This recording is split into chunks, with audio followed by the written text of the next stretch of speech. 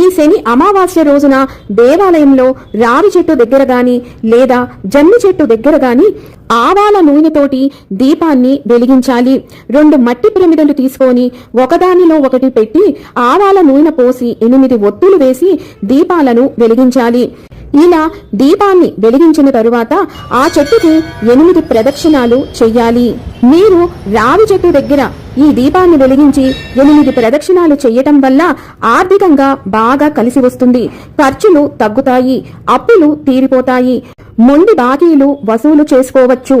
అదే 8 ఒత్తుల ఈ ఆవాల దీపం జమ్మి చెట్టు దగ్గర పెట్టి 8 ప్రదక్షిణాలు కనుక మీరు చేస్తే శత్రు బాధలు తొలగిపోతాయి, దృష్టి దోషాలు అన్నీ కూడా తొలగిపోతాయి, ఎదుటివారి ఏడుపు నుంచి బయటపడవచ్చు. అంతటి శక్తివంతం. 8 ఒత్తులతో దీపం ఎందుకు అంటే 8 సంఖ్య శనీశ్వరుడికి ఎంతో ఇష్టమైన సంఖ్యట. అందుకు ఈ